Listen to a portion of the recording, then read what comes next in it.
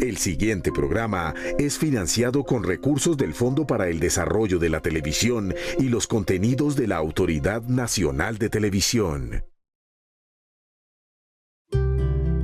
Tuvimos que volar,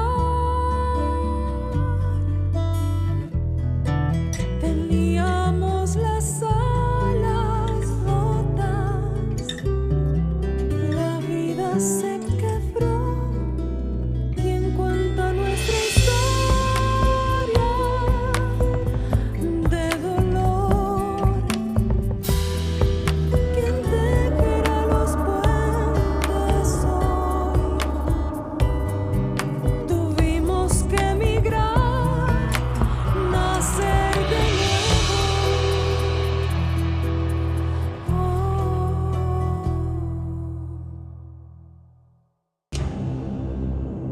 Belisario Betancur y la prisa por la paz. En marzo de 1984, Manuel Marulanda Vélez, Tiro Fijo, y John Agudelo Ríos firman el Acuerdo de la Uribe. Yo no considero que eso era paz, pero paz con hambre no hay. Su consecuencia, la creación de la Unión Patriótica, partido político legítimo de las FARC.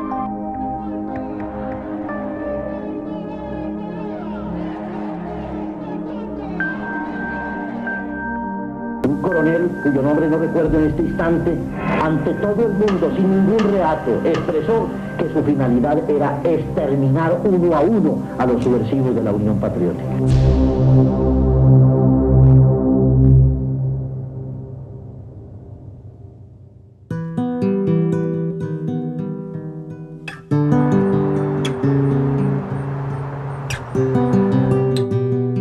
Cuando nace mi hijo, comencé a sentir el terror de dejarlo solo y de perderme sus mejores años, pequeño, creciendo. Entonces yo decidí parar en muchas cosas. Fue cuando decidí irme al exilio, irme al refugio, porque yo necesitaba estar vivo para mi hijo.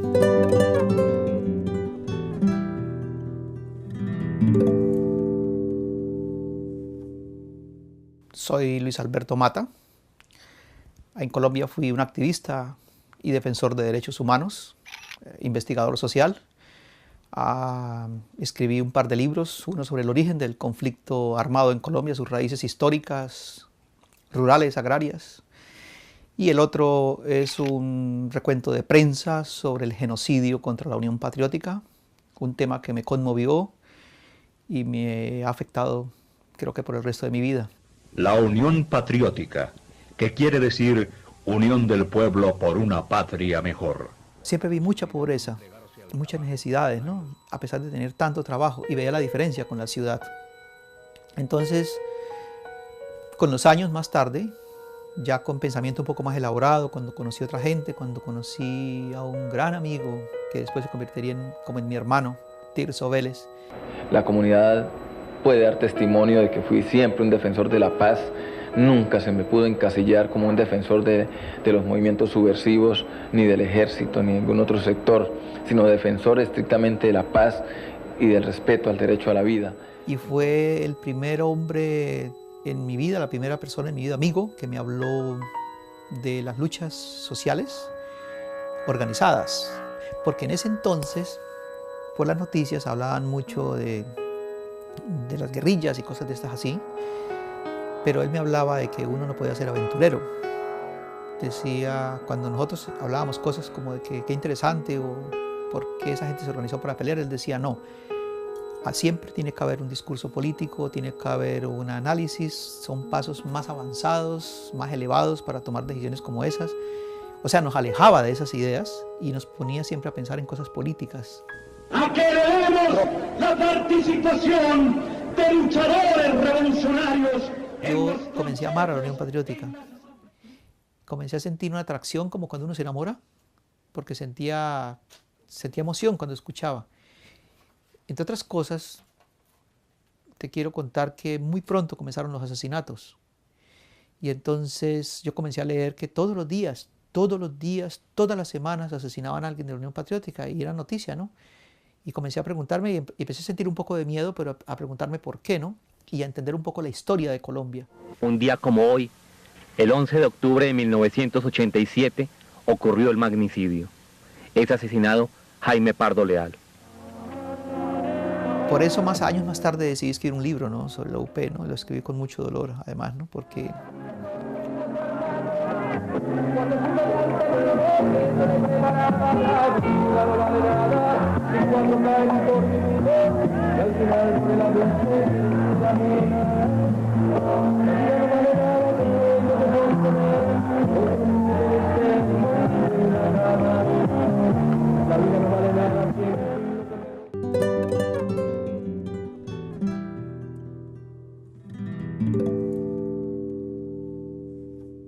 mi familia, mi esposa y mi hijo se han convertido como lo dije tal vez antes, como el satélite en mi vida. Y siempre hemos estado juntos, en las buenas y en las malas. Y siempre estamos los tres. A Diana, mi esposa, la conocí en la universidad, en Cali, en la Universidad Libre. Yo recién ingresaba a estudiar Derecho y Ciencias Políticas. Estaba en el primer año de mis estudios y ella estaba en cuarto año. Me parecía una mujer inteligente, brillante, bonita y sobre todo tenía una capacidad de liderazgo que rápidamente intuí en ella y eso me gustó mucho, ¿no? Me gustó que tuviera iniciativa, que dijera cosas bonitas y que fuera inteligente.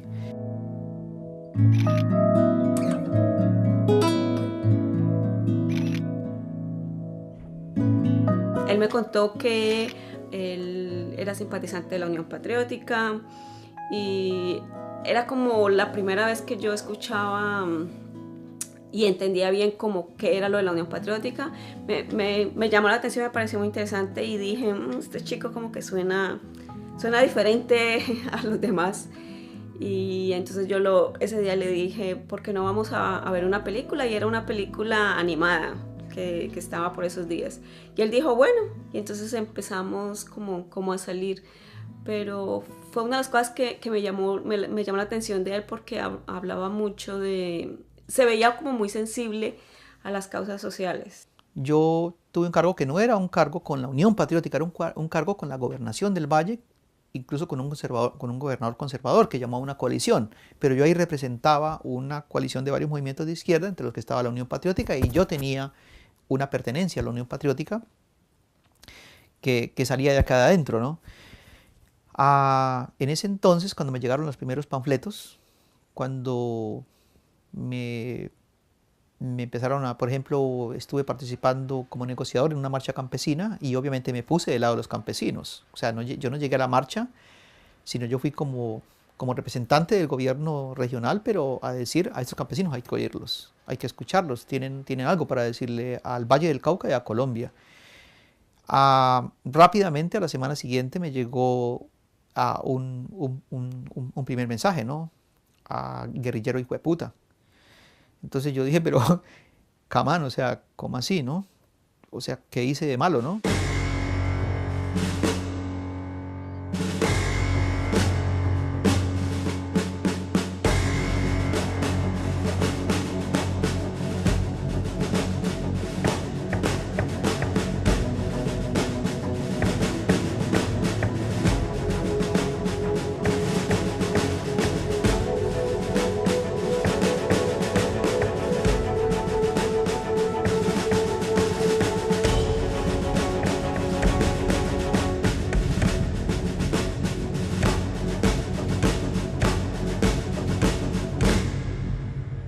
Empezamos a ser seguidos.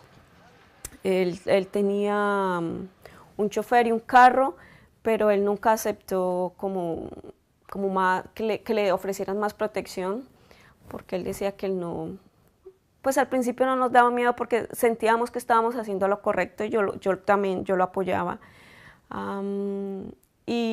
Pero las amenazas empezaron muy, muy fuertes. Hubo días que él no podía llegar a la casa. Pero sobre todo lo que más me escarmentó y me hizo sentir algunas veces pánico, no lo puedo ocultar, fue cuando asesinaban gente, ¿no? Compañeros, gente conocida, ¿no? Sí, ¿cómo no? ¿Cómo estás? Espérate, a ver. Por ejemplo, unas masacres de campesinos, que es el preámbulo de grandes masacres que hubo en el futuro. Y eran zonas campesinas que yo conocía muy bien y que me parecía muy injusto que una banda llegara cualquier día, sacara a los hombres y los asesinara arrodillados delante de sus mujeres y sus hijos, por el solo hecho de estar reclamando tierras o carreteras.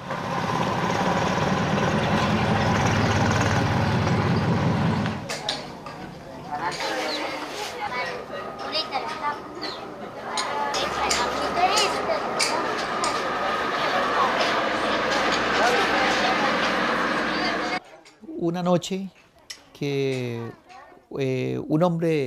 dos hombres en una moto, les vi la intención que me iban a hacer algo y yo tiré la moto encima de ellos y la moto se cayó y yo a gran velocidad corrí. Esa noche pues estaba lloviznando y había un hombre leyendo la prensa lloviznando, con una moto prendida al lado, alguien montado y lloviznando. Este que estaba lloviznando seguramente iba a hacer algo. Y como yo entendí todo en fracción de segundos, en vez de volví, arranqué y tiré la moto hacia ellos. La moto se cayó, el tipo corrió y yo me perdí. Después de que denuncié esa situación, hice las respectivas denuncias y todo. Amnistía Internacional en España, a través de mi amigo Juan Ibeas y Pablo, me ayudaron y me conectaron con un programa especial y yo salí de Colombia.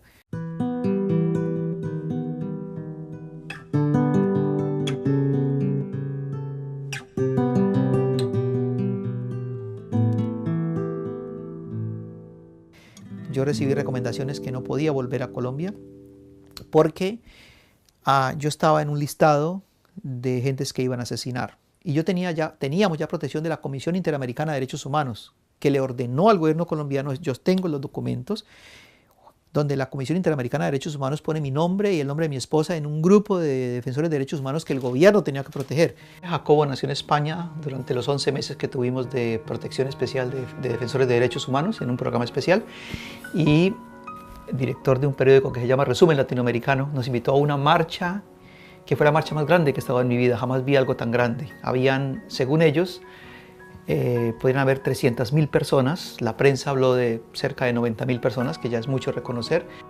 Nos ofrecieron quedarnos en España porque ellos decían que la situación de riesgo era muy alta, pero en esa época empezaba el proceso de paz en Colombia. Luis Alberto estaba escribiendo un libro, lo acababa de terminar y él quería regresar al país, y yo también.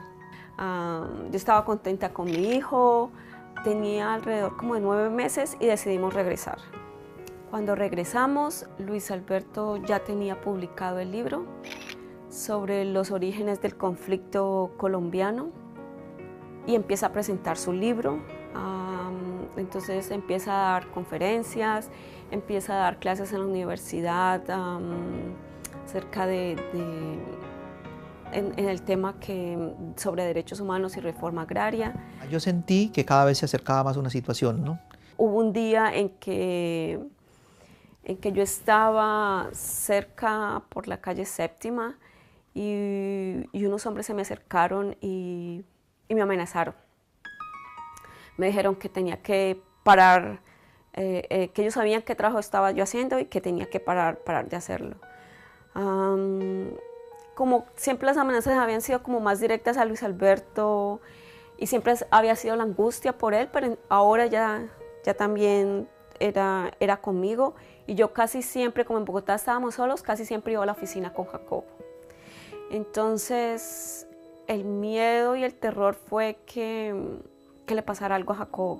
Ella se llenó de angustia, fue una situación muy tenaz, muy tenaz. Y fue una época muy difícil.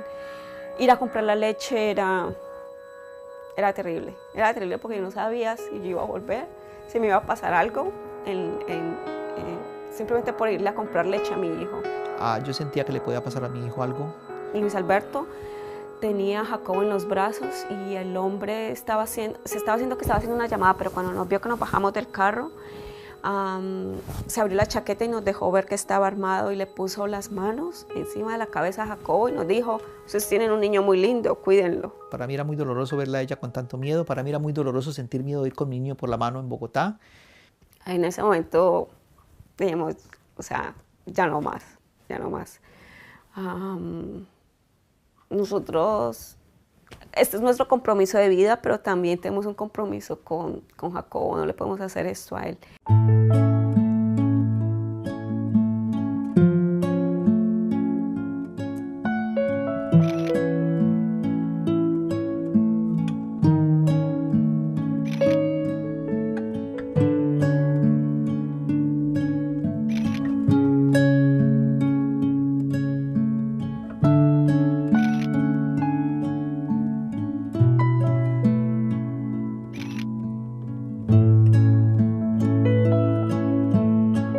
Fue muy duro. Vivíamos los primeros días en un basement que es como el sótano, y entonces por una ventanita veíamos el sol, y con Jacobo y Luis Alberto nos poníamos tan contentos y decíamos, uy, está haciendo calorcito, y salíamos y resulta que cuando hay más sol es cuando más frío hay. Y como no teníamos el abrigo y los zapatos apropiados, fue muy, muy, muy duro. Pero ya cuando nos dieron la ayuda empezamos a buscar un apartamento.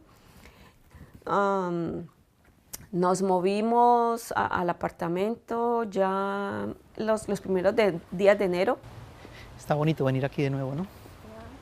Mire como donde se escondía Jacobo a hacer los... Ah, la casita en el árbol, estaba por ahí. La casita en el árbol con los amigos. Sí. ¿Y se acuerda ahí? Que ahí se sentaban. Sí. Oh, sí, ¿no? Ya, en ese árbol.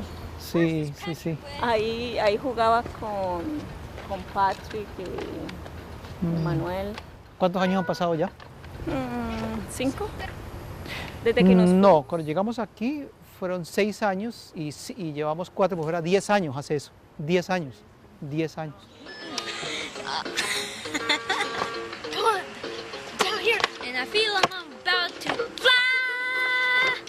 Este fue nuestro refugio por 6 años. Y el concepto, en la parte de arriba viven ancianos, seniors, y abajo viven familias. Es una combinación de 3 generaciones en un edificio.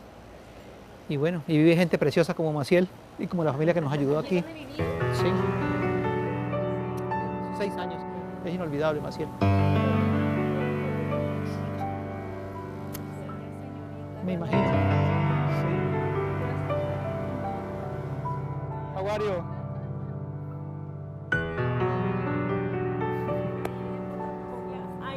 Años no veíamos un partido.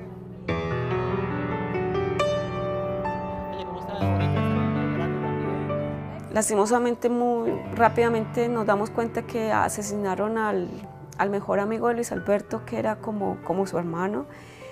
Y entonces él cae en una depresión muy grande porque él siente que como que abandonó a sus hermanos, a la gente con que estaba trabajando diariamente. Y nos sentíamos como que habíamos traicionado las cosas por las que creíamos y las cosas por las que habíamos trabajado tanto y por las que la gente sigue luchando en Colombia, que es tener una vida digna en paz.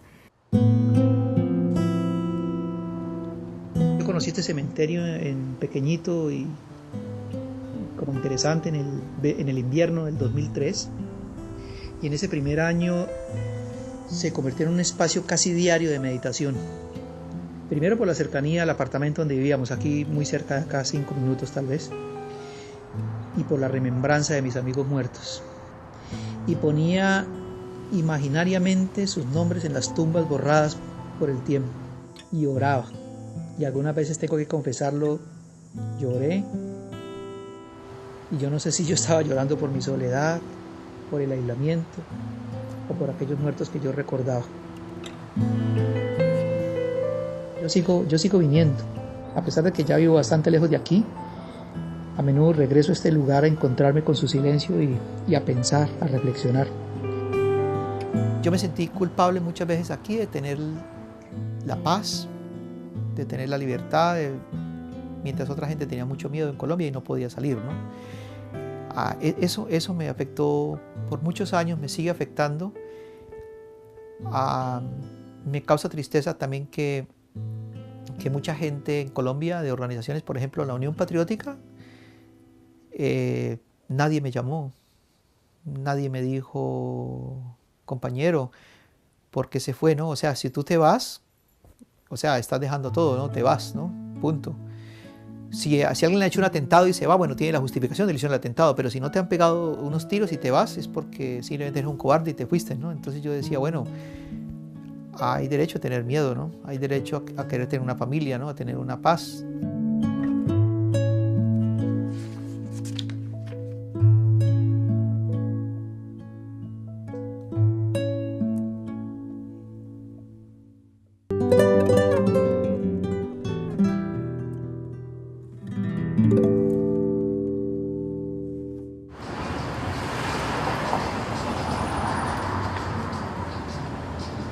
Al llegar a Canadá me encontré que tenía que conseguir un survival job, así le llaman, un trabajo de sobrevivencia. Y mis primeros trabajos fueron lavando platos, aquí le llaman dishwasher. Fue duro no podernos comunicar, era como volver a empezar.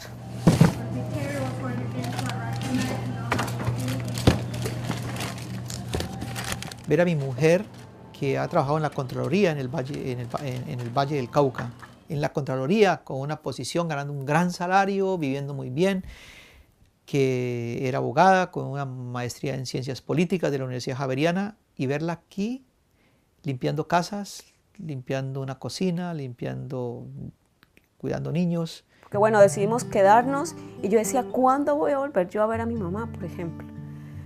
¿Cuándo va a tener ella la oportunidad de venir a visitarnos? Mamá no entendía cómo que se van a quedar allá, pero ustedes solo dijeron que se iban a ir a quedar un tiempo. Y mamá no podía entender, o sea, ¿qué está pasando? Y entonces yo empecé a explicarle y ella decía, no, pero ¿cómo les van a hacer nada si ustedes no han hecho absolutamente nada, Diana? Ustedes pueden volver porque el gobierno los tiene que proteger. Y yo le explicaba, mamá, pero es que el gobierno es el que nos está también persiguiendo. Y ella decía, no, Diana, pero el gobierno se supone que es el que protege a los ciudadanos. Y yo le decía, no, mamá, es que ellos no quieren que nosotros denunciemos. La mamá de Diana, cuando nos visitó en España, que estuvo con nosotros un par de semanas, es una foto muy bonita de recuerdos a las afueras de Madrid. Y aquí está mi madre, que es como la mamá de Diana, son dos extraordinarios seres humanos que han sufrido mucho porque fueron esposas de hombres andariegos, como fue mi padre o como fue el padre de Diana, de esos seres humanos que son trashumantes, que van de pueblo en pueblo, de ciudad en ciudad y que nunca echan raíces en ningún lugar. Así fue mi padre y así fue el papá de Diana también. Entonces ahí están ellas dos y es bonito porque algo las unió en la vida, ¿no? Sus hijos, ¿no? Diana y yo nos encontramos y... Lo que más a mí me dolió fue tener que dejar a mi mamá y no poderla ver. Además ella siempre me decía, ¿cuándo la voy a volver a ver? Yo no la voy a volver a ver porque yo no la voy a poder ir a ver allá. Eso fue una de las grandes pérdidas. Y bueno, todo el contacto con la tierra es muy duro. Y estar aquí es como, no eres ni de aquí, pero tampoco ya no eres de allá, porque pierdes esa conexión con la gente. Ya los que eran niños son ahora unos adultos, tienen hijos y yo no los conozco. Jacobo no conoce a sus primos. Una de las grandes pérdidas es que mi hijo se ha criado solo.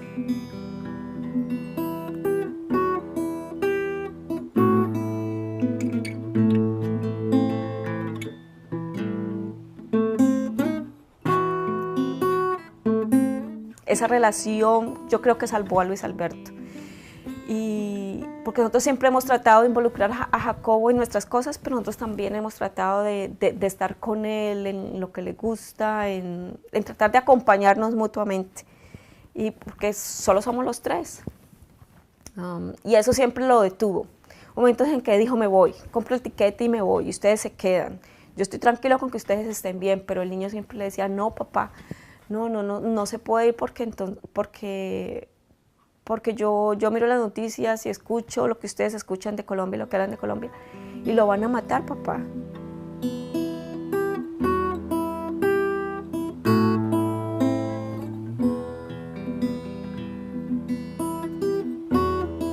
Cuando nació Jacobo, Jacobo se convirtió en el satélite de mi vida, ¿no? Él era como mi luna. Cuando estaba pequeño, ¿no? Era mi satélite, ¿no? Y mi vida cambió por completo. Comencé a sentir un miedo diferente. Antes sentía miedo, pero hacía las cosas, ¿no? Decía, tengo mucho miedo que me desaparezcan, pero tengo que ir a esa reunión y andar 7 horas en un bus, en carretera. Pero cuando nace mi hijo, comencé a sentir el terror de dejarlo solo y de perderme sus mejores años, pequeño, creciendo. Entonces yo decidí parar en muchas cosas. Fue cuando decidí irme al exilio, irme al refugio, porque yo necesitaba estar vivo para mi hijo. Mi papá es un muy buen hombre, definitivamente. Él es alguien que ha hecho cosas muy buenas y a veces pasamos horas hablando de historias que él ha tenido cuando él era joven y a veces siento él es a veces un poquito como un pájaro como aterrizado. Yo siento que él era una persona muy interesante y que hizo mucho, pero que sacrifició bastante eso para darme esta vida. Entonces, por eso yo creo que es un muy buen hombre. Hemos estado juntos en todo, igual en Colombia, ¿no? Él anduvo en caballo, en canoa, en chiva y siempre conmigo, ¿no? Somos muy buenos amigos y no me molesta que me corrija. Me doy cuenta que tiene polémicas conmigo, discusiones y cosas, pero que él atrapa conceptos, ¿no? Y los elabora mejor, ¿no? Además tiene la mente fresca, ¿no? Y el espíritu libre, ¿no? No tiene todas las cargas emocionales que tengo yo, sociales, históricas, cosas, ¿no? Entonces lo de él es nuevo, ¿no? Y es más limpio. Me gusta.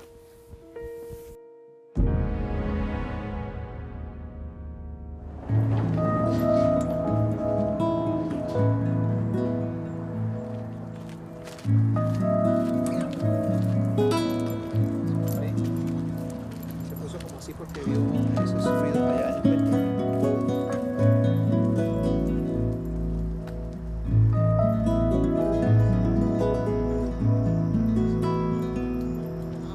Entonces los dos dijimos, bueno, ya estamos aquí, tenemos que seguir adelante y por Jacobo. No podemos quedarnos en el pasado. La camisa está ahí, yo la saco ahora. Okay. Yo saco esa caja ahorita. Okay. Déjame yo abro aquí con esto.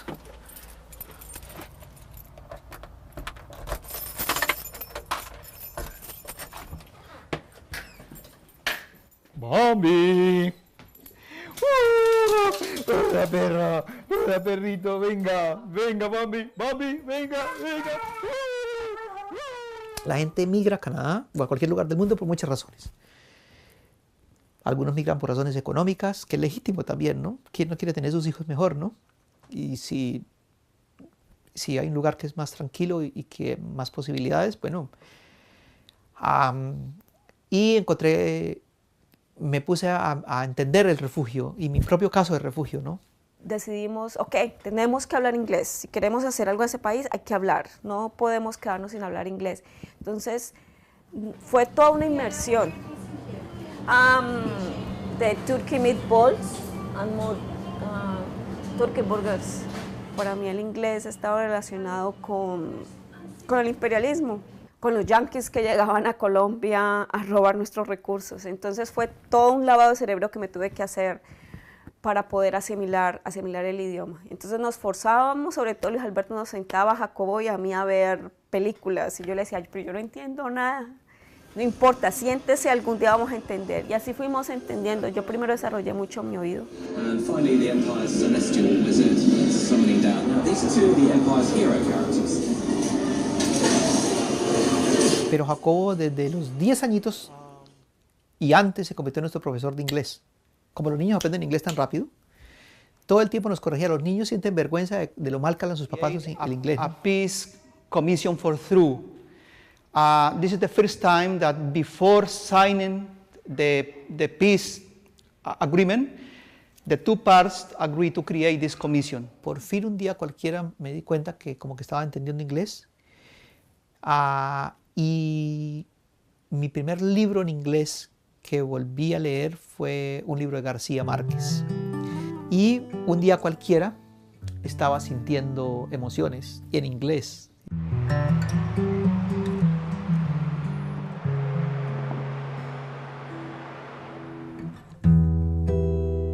Yo trabajo para un centro comunitario que se llama el Mennonite New Life Center. Es un centro menonita de ayuda a los refugiados e inmigrantes. Mira, Giselle, ¿tú eres Convention Refugee? ¿Fuiste refugiada? ¿Eres persona protegida en este país? O sea, ahora eres residencia permanente, pero no tienes pasaporte y fuiste refugiada. Te quiero contar algo.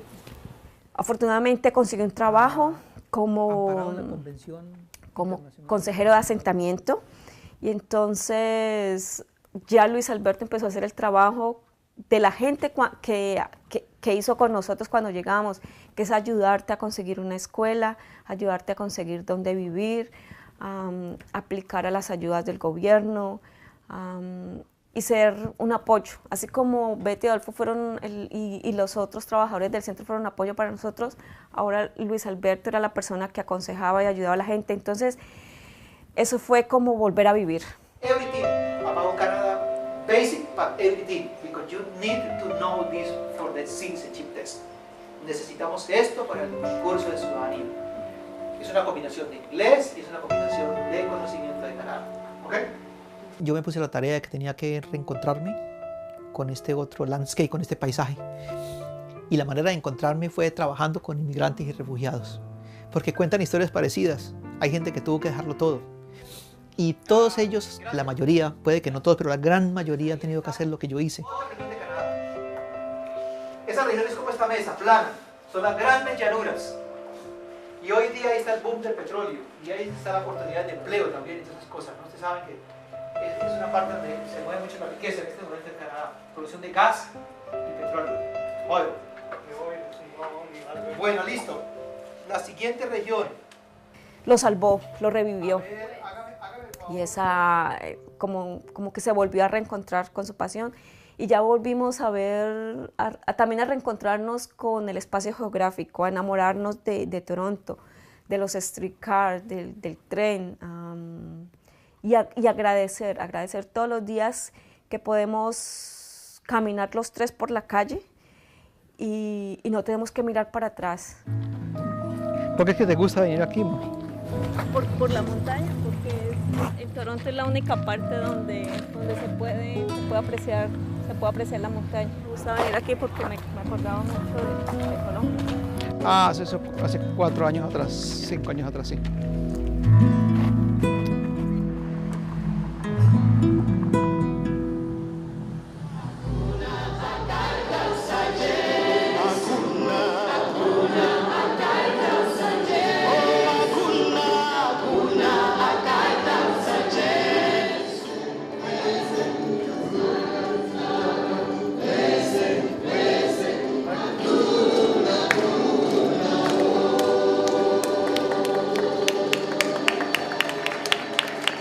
La vinculación con la iglesia menonita ha sido una enorme ayuda, de una enorme ayuda. Primero que hemos encontrado comunidad, amigos, gente que nos invitó a cenar, que fuimos a su casa, amistad, acompañamiento, solidaridad. Y me fascinó algo la iglesia menonita, que tiene un sentido ecuménico. Nunca me cuestionaron que yo hablaba de la iglesia católica. Nunca me cuestionaron que yo había pertenecido a organizaciones de izquierda, de la Unión Patriótica, al Partido Comunista, cosas de estas en Colombia, sindicales. Nadie me cuestionó eso, a pesar de que muchos de ellos son refugiados ucranianos y rusos de la época de la Segunda Guerra Mundial, que huyeron de la Unión Soviética por algunas razones. Entonces me gustó el sentido ecuménico y principalmente que es una iglesia pacifista. I wasn't as lucky. Our team was on awfully fun, but didn't have as much success. Llevamos 13 años con la iglesia menonita. Yo me siento feliz porque he podido encontrar un espacio espiritual, de amistad, también de oración. Mi padre fue feliz también allí, en esos años de vida que tuvo acá antes de fallecer. Y mi hijo ha tenido también como un círculo social. Me gustan, yo creo que este es un lugar bonito, me siento bien y tengo una interacción con Dios a mi manera. Yo mantengo vivas mis ideas marxistas, pero tengo también vivo y cada vez más fuerte mi contacto con Dios. Entonces lo que hago yo es una combinación perfecta, ¿no? Que viene de la teología de la liberación, entre otras cosas, en América Latina, ¿no?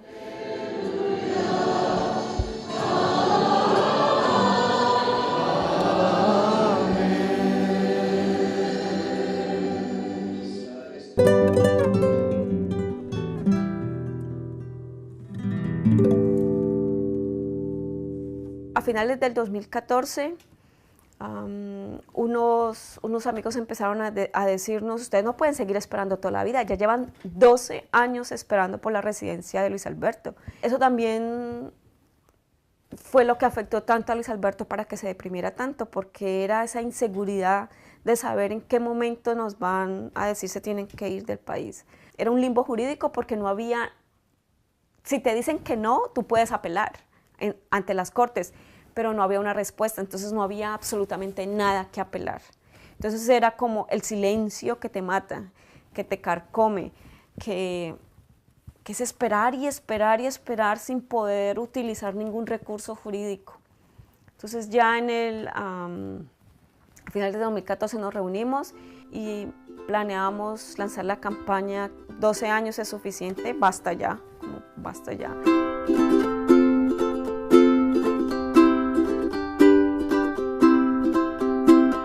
La campaña tuvo muy buena acogida. El día que se lanzó, se hizo en la iglesia donde nosotros vamos, que es la iglesia menonita, y hubo más de 300 personas. Después se recolectó más de aproximadamente 1000 firmas de apoyo y con muchos comentarios, la gente diciendo, o sea, ¿qué más esperan de esta familia? Trabajan, tienen una casa, han criado su hijo, siempre han trabajado. Han hecho voluntariado. Si se sospechaba algo de ellos, en 12 años no les han podido comprobar nada, ya no le van a comprobar absolutamente nada. Son ciudadanos ejemplares, ¿qué más quieren? Eso es lo que le pedimos a la gente cuando llega a Canadá. Good evening. Buenas noches. My name is Shelley DeMello and I am the Executive Director at the Mennonite New Life Center of Toronto.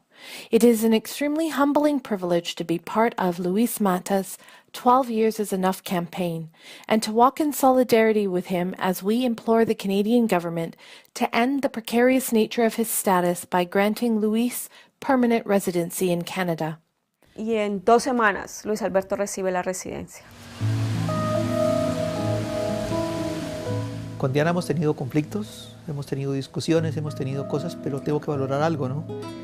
Que ella siempre me acompañó en esas cosas de la vida. Y por ejemplo se quedó con mi hijo, ¿no? Protegiéndole la vida a mi hijo mientras yo me iba a trabajar, ¿no?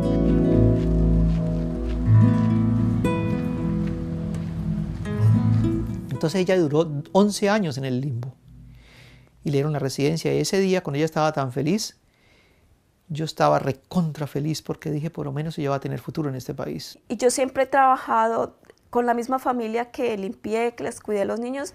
Después ellos tienen un negocio y entonces cuando yo ya pude expresarme en inglés, un día les dije, ¿por qué no me dan la oportunidad de trabajar en la tienda? Dijeron, sí, Diana.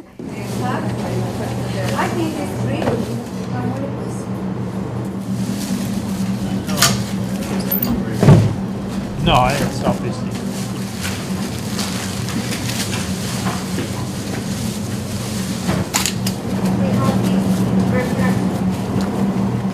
El trabajo es muy duro, físicamente es muy duro, pero la relación con los compañeros de trabajo siempre fue muy buena. La paga, nos pagan muy bien y entonces yo como que me quedé ahí. Y a través de la campaña pude volverme a conectar, empecé a hacer un voluntariado con una agencia que se llama el FCJ Refugee Center, que es un centro también como el Centro Menonita que recibe refugiados, pero nosotros trabajamos especialmente con gente que no tiene estatus en Canadá, gente que ha sufrido muchísimo. Y ahora estoy trabajando ahí lunes, martes y miércoles.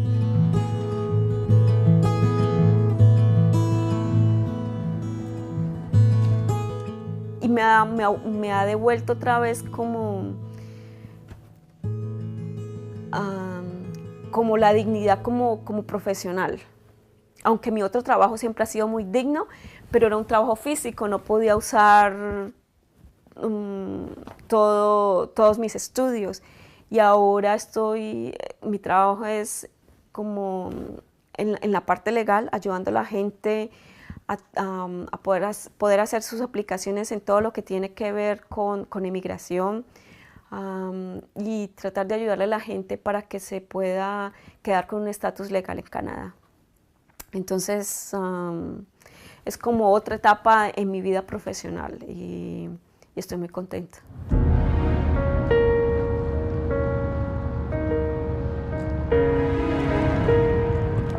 Canadá es un país precioso, me gusta por lo amplio, por lo inclusivo, por las libertades que tienen las mujeres aquí, por los derechos que tienen en general los ciudadanos, por ser tan multicultural y por ser un país donde hay tanta solidaridad interna e internacional. Yo amo Canadá en este momento. Quiero mucho su gente, quiero mucho este país, quiero sus instituciones, su forma de gobierno, más está divinamente gobernado, ¿oíste? Me gustan sus instituciones, me gusta cómo funciona, me gusta el respeto que hay a la ley, porque la gente cree en las instituciones, mientras que en Colombia la gente no cree en las instituciones, toman la justicia por su propia mano en muchos lugares. Yo siento que con un poquito nomás de esto, que no es comunismo ni mucho menos, simplemente un poco de igualdad social, con toda certeza, sin temor a equivocarme, puedo decirme que no habría un lugar más hermoso en la tierra que Colombia. La comunidad nunca tenemos nadie en el poder. Yo estoy en elecciones, yo quiero conquistar a la gente. Sobre cuestiones de academia y activismo frente a la minería y la extracción de recursos naturales desde los gobiernos. Voy a mostrar el video, algún video. No hablan cosas. Mi conexión con Canadá es a partir de una organización que se llama Colombian Action Solidarity, que es un network, un pequeño grupo de colombianos y canadienses que hacen solidaridad con causas de América Latina y también de Palestina y no sé qué, pero de Colombia especialmente, ¿no?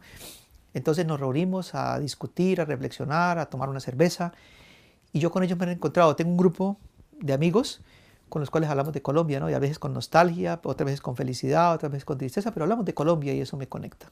Eso me conecta. Es un espacio de reencuentro con mi trabajo que yo hice en Colombia, porque yo aquí me he sentido querido, aquí hemos estado no solamente en reuniones y actividades, hemos estado en asados, en fiestas, hemos tomado cervecita, hemos hecho marchas, hemos hecho protestas. Y los miembros de Colombian Action Solidarity, yo lo describo como un lugar, para mí ha sido, si lo tuviera que definir como un lugar, como una cosa geográfica, es un lugar maravilloso para mí. Porque son gente que ya viven atrapados en Canadá, son canadienses, quieren este país, pertenecen a Canadá, pero no se olvidaron de Colombia. Siguen pensando en las comunidades en Colombia. Entonces dicen, no estamos de acuerdo con lo que hacen las mineras canadienses, queremos que primero haya un análisis de derechos humanos y después sí explotación de recursos, ¿no? O que haya consenso con las comunidades. Cuando yo los escucho, digo, este lugar es muy pequeño, es muy humilde, pero es un lugar en el cual yo me siento que pertenezco, ¿no? Que estoy ahí, ¿no? Y me gusta mucho.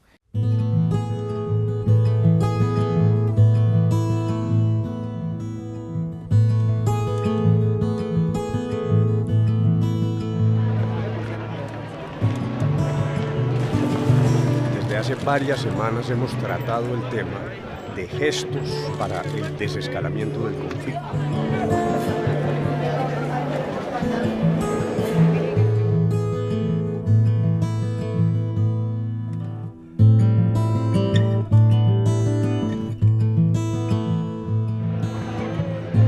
Hay que persistir en las conversaciones. Estas no pueden romperse por ningún motivo.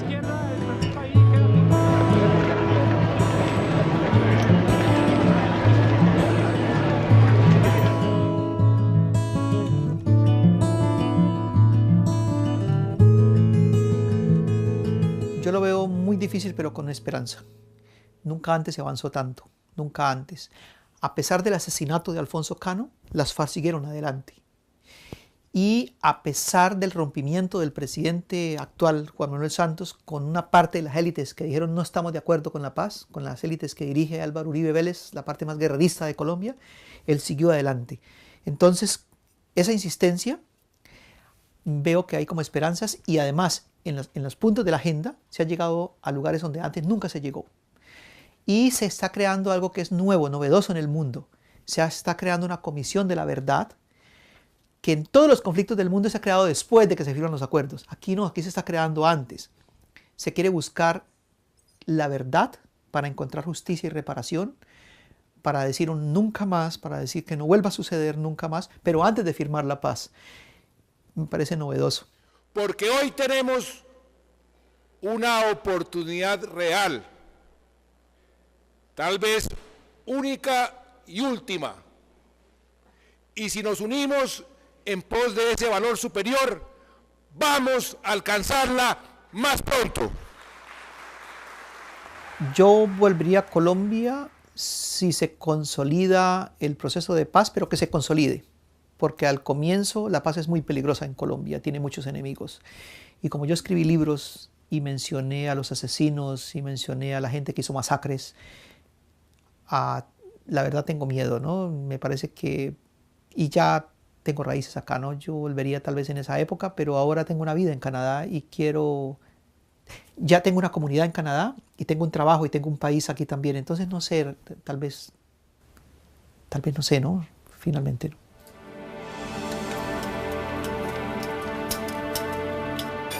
Es la primera semana. 20 horas más tarde lo hacemos.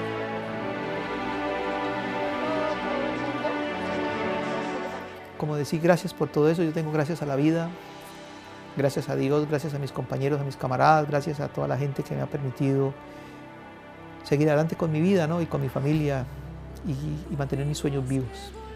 Esa parte me gusta. Teníamos las alas rotas, la vida se quebró y en cuanto a nuestra historia de dolor, quien tejerá los puentes hoy, tuvimos que emigrar, nacer de nuevo.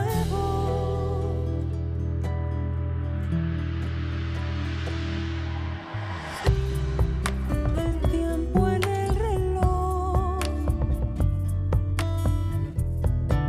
no acaba de contar la historia. No me reconocía en el espejo. Me fui muy lejos.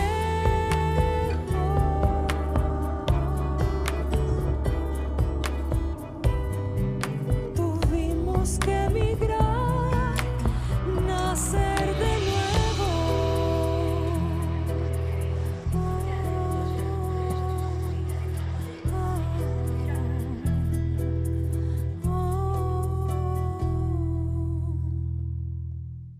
El anterior programa fue financiado con recursos del Fondo para el Desarrollo de la Televisión y los contenidos de la Autoridad Nacional de Televisión.